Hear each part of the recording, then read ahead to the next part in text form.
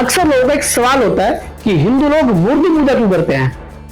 क्या जिस भगवान या परमात्मा की वो लोग पूजा करते हैं वो सच में ऐसा दिखता है जैसा मूर्ति में दिखाया जाता है?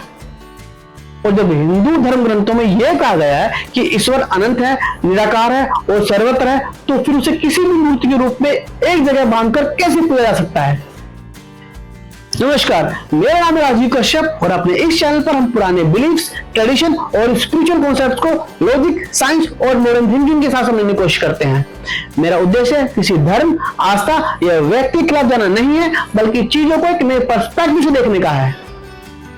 सबसे पहले तो हमें ईश्वर, भगवान और देवता के बीच के अंतर को समझना पड़ेगा और इसी को एक्सप्लेन करने के लिए मेरी एक वीडियो है जिसे आप मेरे YouTube चैनल कश्यप का ज्ञान पर जाकर देख सकते हैं। और वीडियो का टाइटल है ईश्वर, अल्लाह और गॉड का प्रूफ। भगवान कौन है और क्या है, या भगवान और देवता की एग्जिस्टेंस। तो देखिए और जानिए कि क्या अंतर है। और अब बात करते हैं कि हिंदू धर्म में मूर्ति पूजा क्यों करते हैं और क्या सच में भगवान ऐसा ही दिखता है जैसा मूर्तियों में दिखाया जाता है। हर धर्म के लोग किसी न किसी तरह से या किसी न किसी रूप में भगवान या परमात्मा नाम की शक्ति को स्वीकारते हैं और अपने अपने हिसाब से उसकी पूजा, इबादत या उसके सामने प्रार्थना करते हैं। लेकिन ऐसा कौन सा कारण है जिसकी वजह से हिंदू धर्म में उस परम शक्ति को मूर्ति के रूप में पूजा जाता है? इस बात को समझने से पहले हमें यह भी समझना पड़ेगा कि लोगों को जरूरत ही क्या है किसी ना दिखने वाली शक्ति को मानकर उसकी पूजा करने की, इबादत करने की या उसके सामने किसी भी तरह की प्रार्थना करने की।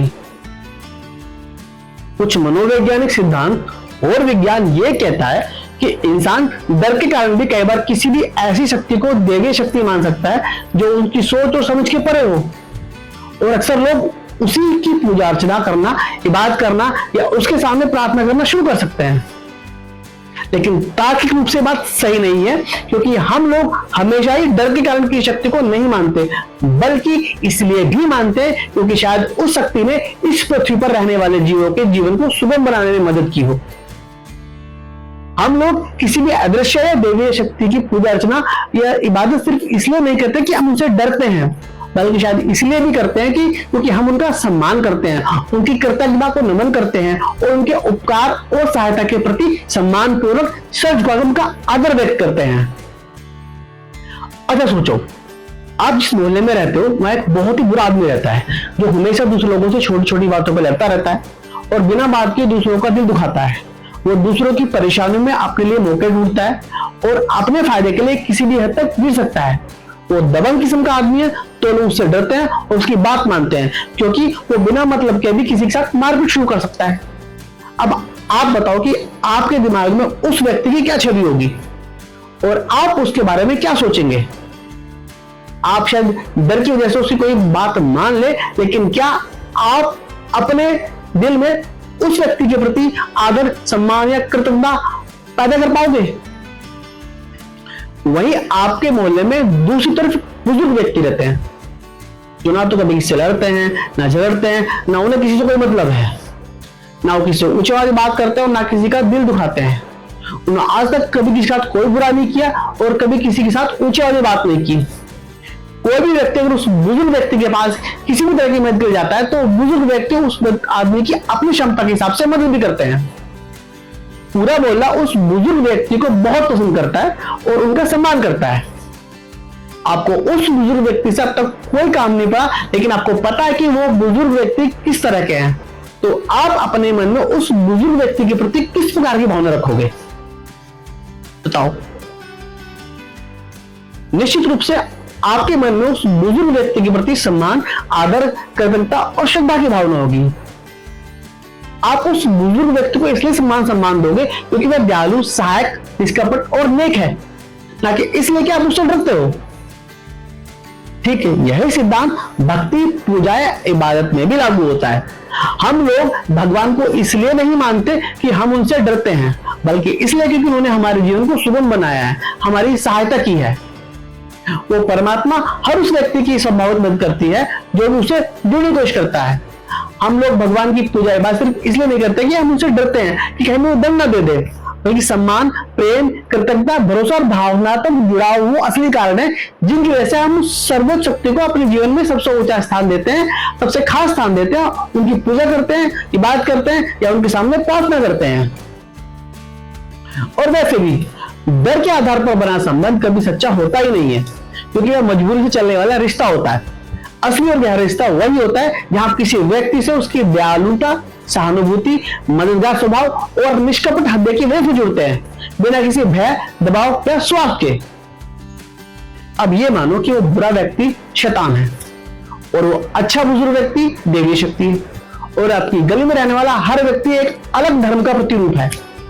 तो क्या यह संभव है कि उस बुरे और उस अच्छे व्यक्ति के प्रति हर व्यक्ति की विचारधारा बिल्कुल एक जैसी हो? हाँ, यह सच है कि सबको पता होगी कौन अच्छा कौन बुरा है, पर फिर भी हर व्यक्ति अपनी समझ, अपने अनुभव और अपनी भावनाओं और अपनी सहानुभूति के आधार पर उनके बारे में अलग अलग विचारों और दृष्टिकोण रख सकता है। ठीक वैसे ही हम लोगों के साथ भी है।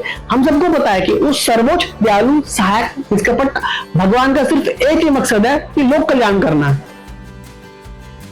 फिर भी हर धर्म उसे अपने विचार, अपनी समझ और अपने अलग दृष्टिकोण से देखता है। अच्छा, फिर सोचते हैं कि समय के साथ एक बुरा व्यक्ति और वो बुजुर्ग व्यक्ति दोनों ही दुनिया छोड़ के चले जाते हैं।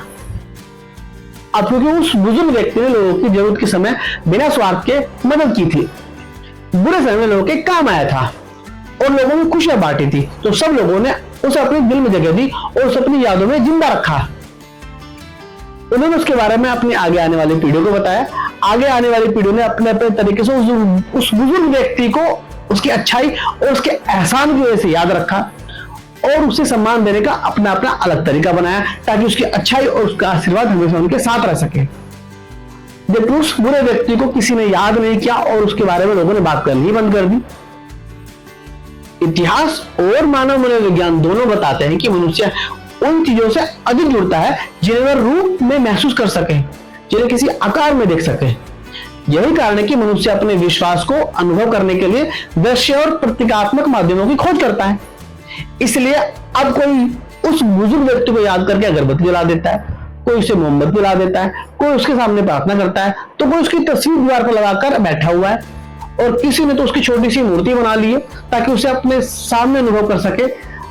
ऐसा नहीं है कि वो मूर्ति या तस्वीर वैसी बनी जैसे वो बुजुर्ग व्यक्ति दिखते थे, लेकिन प्रतीकात्मक रूप से हमेशा उनका सम्मान करते हुए उनका आशीर्वाद पाने के लिए हर किसी ने अपनी सोच में, अपनी यादों में, अपने दिलों में अपनी तरह जिंदा रखा।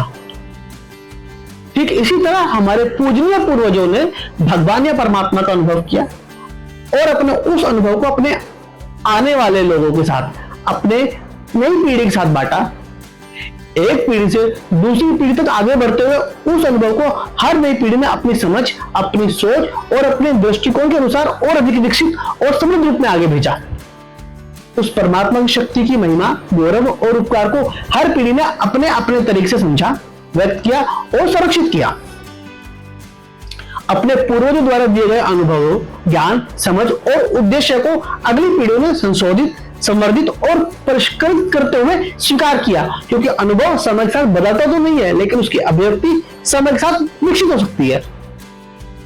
जिस देवीय शक्ति का अनुभव हमारे पूर्वजों ने किया था, वो आगे चलकर प्रतीक, रूप, रीति रिवाज और परंपरा में बदलता चला गया। उस अनंत और निराकार शक्ति को समझने और महसूस करने के लिए लोगों ने ऐसे माध्यम चुने जिनके द्वारा वे उस शक्ति से भावनात्मक रूप से जुड़ सके। कुछ ने उसे शब्दों में अभिव्यक्त किया, कुछ ने भजन कीर्तन में, कुछ ने ध्यान साधना में और कुछ ने प्रतिमा या मूर्ति के माध्यम से उसे अपने सामने अनुभव करने का तरीका विकसित किया। आज बेशक हर धर्म उस भगवान रूपी देवी शक्ति को अपने अपने तरीकों से मानता है और समझता है, पर उस परम पवित्र शक्ति का केवल एक ही उद्देश्य है, लोक कल्याण, यानी संसार का उत्थान, सहानुभूति, करुणा, प्रेम और भलाई का प्रसार। फिर चाहे कोई उसे भगवान कहे, कोई अल्लाह कहे, कोई गॉड, वाहिगुरु या परमात्मा बोले, नाम अलग हो सकते हैं पर काम एक ही है, लोगों का कल्याण करना।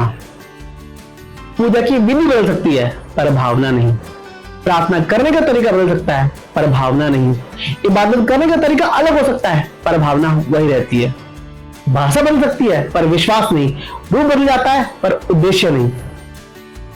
इसलिए उसे किसी भी रूप में मानो, उसका काम सिर्फ लोक कल्याण करना है। और मुझे पूरी उम्मीद है कि जो भी इन शब्दों को पढ़ेगा या सुनेगा वो सच को जरूर समझ जाएगा कि इस रूप में उस परम शक्ति को माना जाए। इससे अधिक महत्वपूर्ण यह कि उसे किस भावना से माना जाए।